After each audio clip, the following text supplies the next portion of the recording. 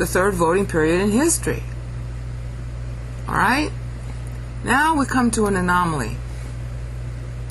Instead of ending at 70, the last syllables of this poem end at 56.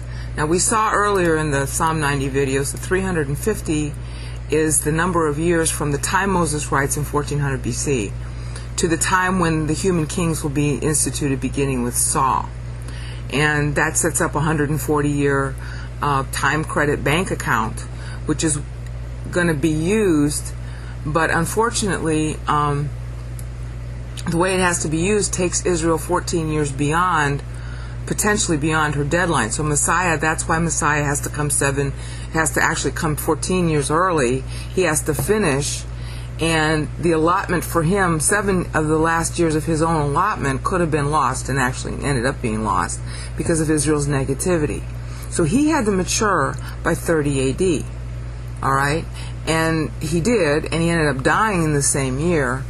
And as a result of that, Israel is going to be have 56 years left of time, okay, based on her initial schedule to the Millennium.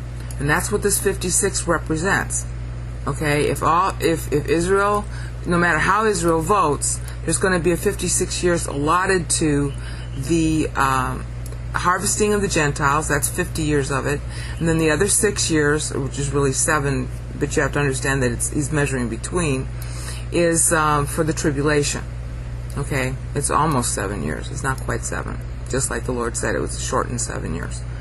Alright, so that's what this final 56 represents, which is Israel's own voting period. And let me show you where that is. Okay, this was the third voting period in history, right here. Alright, that was Moses. And then we got our 2 490s again. That encompasses the whole period of Israel. Alright, down to right here, the time when Jerusalem is rebuilt. This is a voting window from 3640 to 3920. Sorry, yeah. Well, I'm sorry, I'm doing that wrong. Wait a minute. Wait. 3710, I'm sorry. My eyes weren't working. From 3640 to 3710 is the last voting window before Christ comes. Okay? And it's a 70-year period. Okay, but Israel's going to run over 14 years by this point because the temple got destroyed, okay, back in 586 BC. So that's where Daniel 9:2 comes in. The first 70 of Daniel 9:2 plays.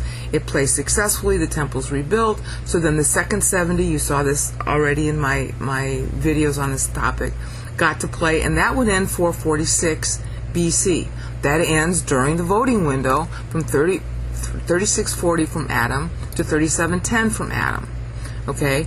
At this point, history is like over scheduled, over budgeted by 14 years. So therefore, Christ has to die. He was scheduled to die by 3780. That was David's, when David, the 1000th anniversary of David's death. That's right here in cell, G171. That was an allotment.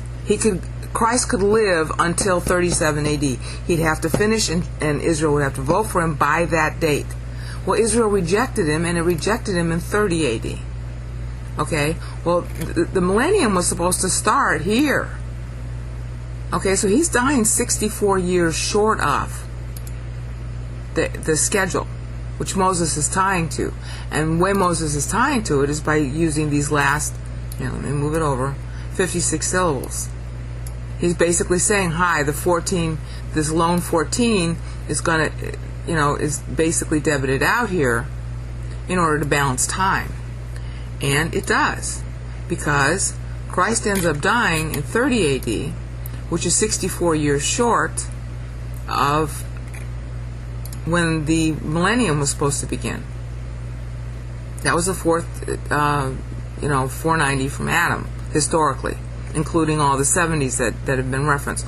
So what Moses is doing is he's showing you that there are 4 voting periods. He's accounting all time from Adam to the end, what was supposed to be the end of time, as we know it to the beginning of the millennium by means of the voting periods. It's very deliberate. Okay, we got the decree. Let me take you back. This part here is the decree. Okay, the decree of God that includes the 14. In other words, God foreknows that the 14 is going to go over. So he cleverly makes it 14. Then Isaiah is going to debit that by 7. Because, to take into account that 7 of the years of it are going to be played post-Christ, and the tribulation is reserved and still will play. Okay, so that's 84 syllables as a decree. That's not included in the time count. So what Moses is doing next is he's going by the voting periods, because there are going to be 4 of them. All right, so the first voting period ends here, verses 5 through 8. Okay, and you are to understand that there was a 490 between verse 4 and verse 5, because Moses is telling you how 1,000 years is one day, because it's 1,000 years plus 50. But he's focusing on the voting periods, because otherwise time won't continue. And there's your first voting period. Whoops, I did that wrong. Right there, verses 5 through 8. Then you're to understand there are 2 490s after that. That brings you to the second voting period. That's here. All right. Let me pull that over so you can see the 35.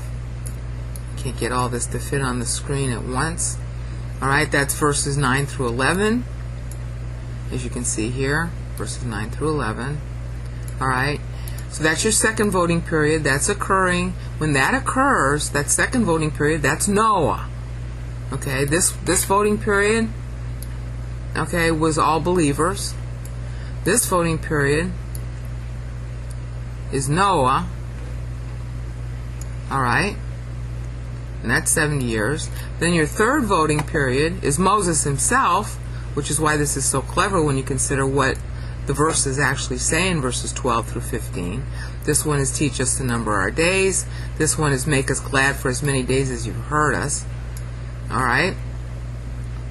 And so this is Moses' own voting period that just finished elapsing. Okay, that led to the Exodus. And then what Moses is basically saying is, hi, you got one more voting period ahead of you, Israel. And by the time you actually get to it, you're going to be 14 years over. So I don't count 70 here, I'm counting 56. So now you know the derivations of the 56s and the 70s and their doctrinal significance. Again, this is not Bible codes. It is a way to help Israel keep track of her future history.